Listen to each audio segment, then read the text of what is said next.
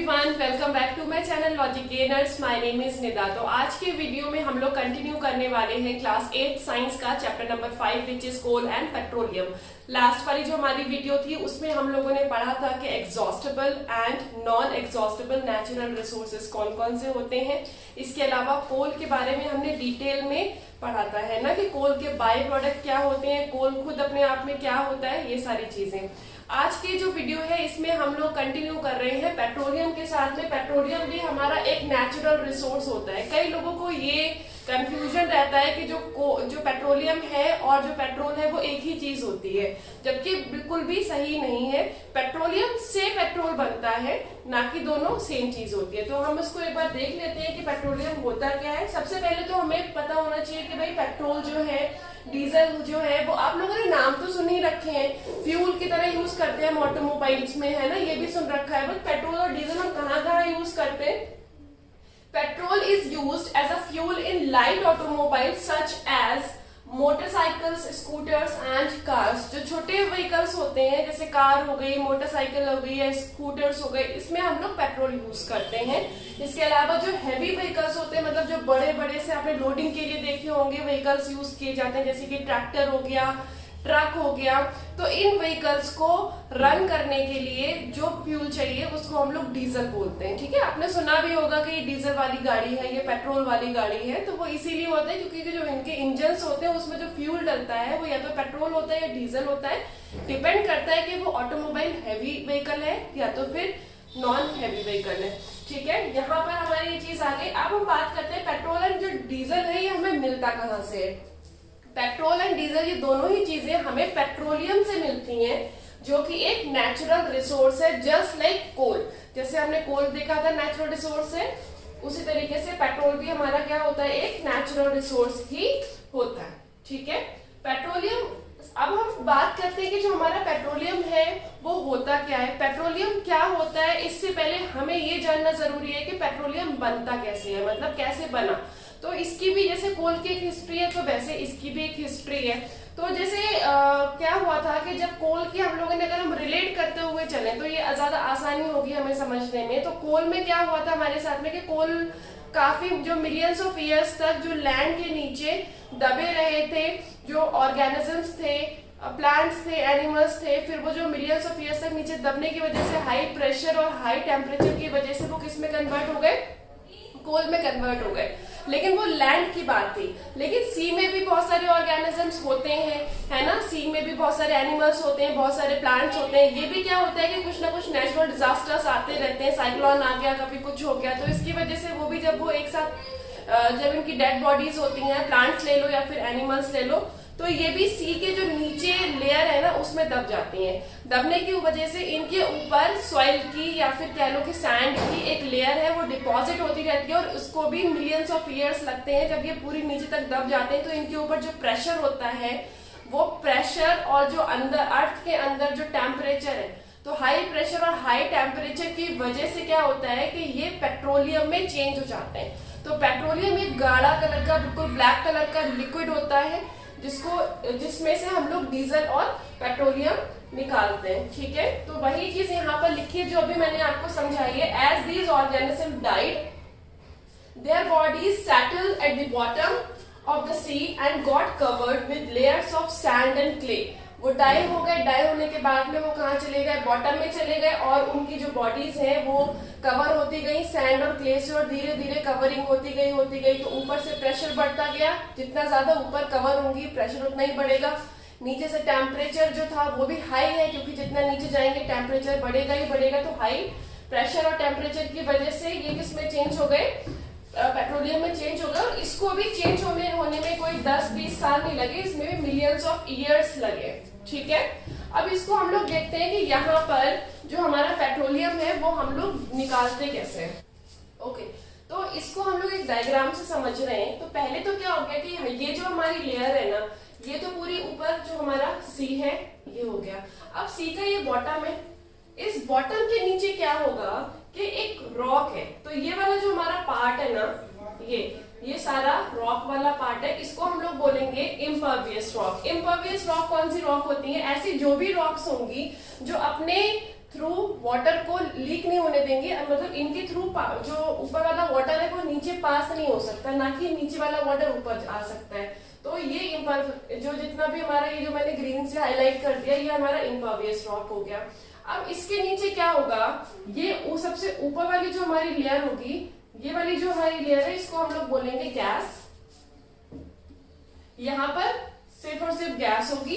इसके नीचे वाली जो लेयर है यहाँ पर क्या होगा, ऑयल होगा, जो कि हम पेट्रोलियम जिसको बोल रहे हैं। और इसके नीचे ये वाली जो थर्ड वाली लेयर हमें दिख रही है ना, ये भी एक रॉक होगा, ठीक है, जिसको हम लोग रिजर्वियर रॉक बोलते हैं, मतलब इसके थ्रू थोड़ा बहुत वाटर लीक हो सकता है।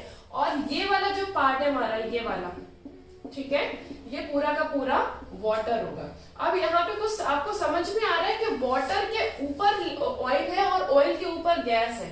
उसका रीजन क्या है, आप कभी भी देखोगे वाटर जब आप लोगे तो वाटर के ऊपर अगर ऑयल डालोगे तो ऑयल हमेशा ऊपर ही तैरता रहेगा, फ्लोट करता रहेगा, ऑयल कभी भी वाटर में डूबता नहीं है। इसी की वजह से ये जो ऑयल वाली जो लेयर है, जो गैस वाली लेयर है, वो वाटर के ऊपर रहती है। तो ये वाली जो गैस है एंड जो हमारी ऑयल है, इसको हम लोग क्या करेंगे, बाहर निकाल लेंगे। तो ये जो हमारी ऑयल है, इसी को तो हम लोग बोलते हैं पेट्रोलियम, ठीक है। और ये जो हमारी गैस है, इसको हम लोग नेचुरल गैस बोलते हैं, जिसको आप लोगों ने सुना होगा सीएनजी। उसके बारे में भी हम पढ़ेंगे कि सीएनजी क्या होता है। तो नेचुरल गैस हो गई। तो आई होप आपको ये समझ में आया है डायग्राम के थ्रू कि किस तरीके से ये हमारे अर्थ के नीचे होता है। अब आपको ये थोड़ा सा कंफ्यूजन हो सकता है कि वाटर तो ऊपर है, वाटर नीचे भी। आप देखो हमारे अर्थ के नीचे भी तो पानी है ना, ये तो वो वाला सी वाटर है जो कि हमारे अर्थ के ऊपर हमें दिख रहा है, बट एक हमारी जो पूरा ग्राउंड है, ग्राउंड के नीचे भी तो पानी है ना। तो ये वाला जो लेवल है वाटर का, ये जो ग्राउंड वाटर है ना, बिल्कुल पानी के नीचे चला गया है, ठीक है, जो अर्थ के नीचे है, तो वो वाला वाटर यहाँ पर होगा, ठीक है। ओके, तो पेट्रोलियम हमें आई होप पता चल गया आप लोगों को। तो petroleum is a dark oil liquid. एक कैसा लिक्विड होता है, बिल्कुल डार्क कलर का ऑयली और बहुत ही गाढ़ा सा लिक्विड होता है ये। It has an unpleasant order. इसमें बहुत ज्यादा स्मेल जो होती है बहुत ही अनप्लीजेंट होती है। इसके अलावा it is a mixture of various constituents such as, इसमें बहुत सारे अलग अलग चीजों का मिक्सचर होता है जिसको हम लोग क्या करते हैं, अलग कर लेते हैं, ठीक है। तो यहाँ पर कॉन्स्टिट्यूएंट कौन कौन से हो सकते हैं, टोटल मैंने यहाँ पे 7 लिखे हैं। First is LPG. एलपीजी आपके घरों में जो यूज होती है, लिक्विड पेट्रोलियम गैस। तो वो जो गैस होती है जो पेट्रोलियम से निकलती है लिक्विड की फॉर्म में, वही आपके सिलेंडर्स में फिल की जाती है। ये हम लोग फ्यूल हमारे घरों में, इंडस्ट्रीज में जो फ्यूल की तरह हम लोग आज के टाइम में इसको यूज ही कर रहे हैं। आई होप आप लोगों को समझ में आया हो। Next is petrol.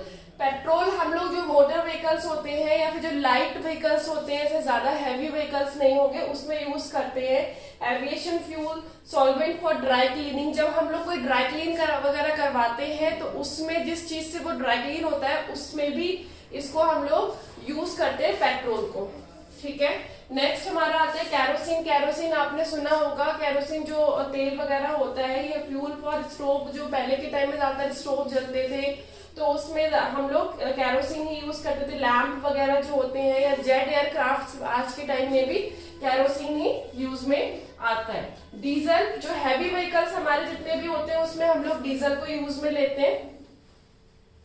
Lubricating oil. Lubricate मतलब जो ल्यूब्रिकेट करे वो वाला ऑयल। ल्यूब्रिकेट मतलब थोड़ा सा चिकना होता है। आपने ग्रीस वगैरह देखा होगा, तो ग्रीस वगैरह हम लोग ज्यादातर कोई भी चीज को स्मूथ बनाने के लिए हम लोग क्या करते हैं, ग्रीस का यूज करते हैं, है ना। चैनल गेट्स वगैरह देखे होंगे, उसमें बीच में आपने देखा होगा तो उसमें भी ल्यूब्रिकेटिंग ऑयल यूज किया जाता है। बहुत सारी मशीनरीज आती हैं जिसको स्मूथली रन करवाने के लिए उसको लुब्रिकेट किया जाता है बाय यूजिंग लुब्रिकेटिंग ऑयल, ठीक है। पैराफिन वैक्स, ये आपने जो वैक्स देखी है ना, जैसे जो कैंडल्स वगैरह होते हैं वो भी क्या होती है, वो वैक्स से बनती है। वो वैक्स कहाँ से आता है, वो यही पैराफिन वैक्स ही होता है। वेजलीन जो आप लोग यूज करते हो सर्दियों के टाइम में मोस्टली, तो वो भी इसी से ही बनता है। बिटुमेन क्या होता है, आपने देखा होगा कि जब कोई भी रोड वगैरह बनते हैं तो उस पर सबसे पहले तो जो उसका मटेरियल होता है, मटेरियल लगाने के बाद उसकी स्मूथिंग की जाती है ताकि ऊपर से एकदम स्मूथ हो जाए जो सरफेस है रोड जो है। तो जो स्मूथिंग जिस चीज से की जाती है ना, दैट इज कॉल्ड बिटुमेन। वो बिटुमेन से ही की जाती है। नॉर्मली जो पेंट्स वगैरह होते हैं उसमें भी हम लोग बिटुमेन का यूज करते हैं। तो ये भी हमें किससे मिलता है? पेट्रोलियम से ही मिलता है। तो आप समझ सकते हो कि पेट्रोलियम जो होता है इसको हम लोग ब्लैक एक तरीके से मतलब बहुत ज्यादा इंपॉर्टेंट होता है हमारे लिए, इससे बहुत ज्यादा जो इंपॉर्टेंट चीजें हैं वो बन रही हैं, है ना। और ये तो हो गया हमारे पेट्रोलियम की चीज। अब बात आती है कि ये जो पेट्रोलियम से हम ये जितने भी कॉन्स्टिट्यूएंट्स हमारे अलग कर रहे हैं, तो ये क्या हो गया, तो ये जो जितना भी चीजें हम लोग जितने भी प्रोडक्ट है, बाई प्रोडक्ट, इसको हम जब अलग करते हैं तो एक ये प्रोसेस होता है। तो ये पेट्रोलियम से सारे के सारे बाय प्रोडक्ट को जो अलग करने का प्रोसेस होता है, this process is called refining. क्या बोलेंगे हम इसको? रिफाइनिंग बोलेंगे। और इसकी कुछ इंडस्ट्रीज होती हैं जहां पर ये रिफाइनिंग की जाती है, मतलब जहां पर जितने भी बाय प्रोडक्ट्स हैं इनको अलग किया जाता है पेट्रोलियम से। तो उन जो वही वाली जो इंडस्ट्रीज होंगी उन इंडस्ट्रीज को हम लोग रिफाइनरीज बोलते हैं या फिर रिफाइनिंग इंडस्ट्रीज भी बोलते हैं। ठीक है, बात कर लेते हैं हमारे लास्ट टॉपिक के इस चैप्टर के, which is natural gas. Natural gas भी एक फॉसिल फ्यूल है, ठीक है। जैसे कि कोल और पेट्रोलियम हमारे फॉसिल फ्यूल होते हैं, वैसे ही नेचुरल गैस एक फॉसिल फ्यूल है। और ये भी क्या है? एग्जॉस्टेबल है, मतलब एक टाइम के बाद में ये अगर हम इसको ज्यादा यूज करेंगे तो ये भी खत्म हो जाएगी, है ना।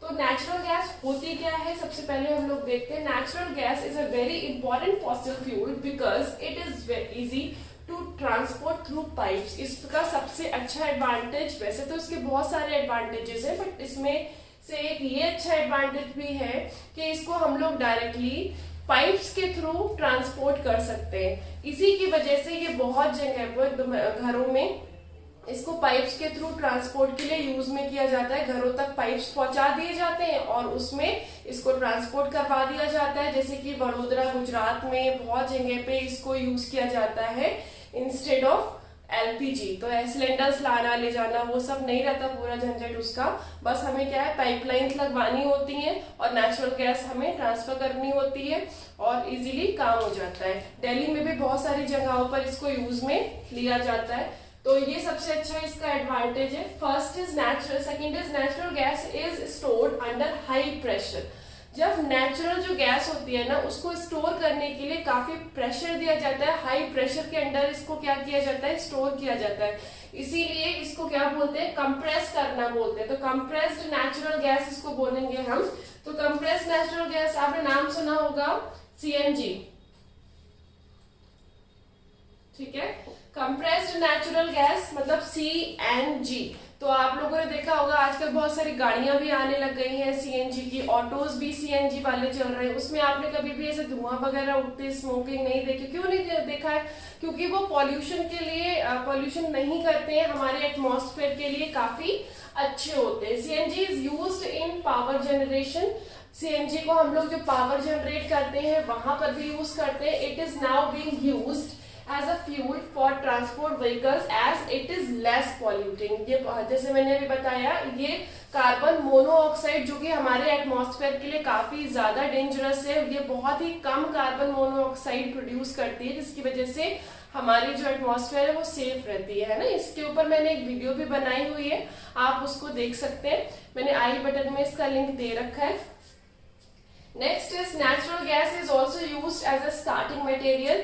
जो हमारे नेचुरल गैस होती हैं इसको हम लोग बहुत सारे फर्टिलाइजर्स और बहुत सारे केमिकल्स बनाने में स्टार्टिंग मटेरियल की तरह भी यूज करते हैं। मतलब हमारे फर्टिलाइजर्स एंड केमिकल्स में भी इसको यूज में लिया जाता है। In our country natural gas has been found. अभी कहाँ कहाँ पर मिलती है ये भी हमें पता होना चाहिए। तो सबसे ज्यादा जो नेचुरल गैस होती है वो हमारे इंडिया की अगर बात करें तो त्रिपुरा में है, राजस्थान में है, महाराष्ट्र में है, और इसके अलावा कृष्णा गोदावरी डेल्टा जो है ना वहां पर नेचुरल गैस पाई जाती है हमारे इंडिया के अंदर।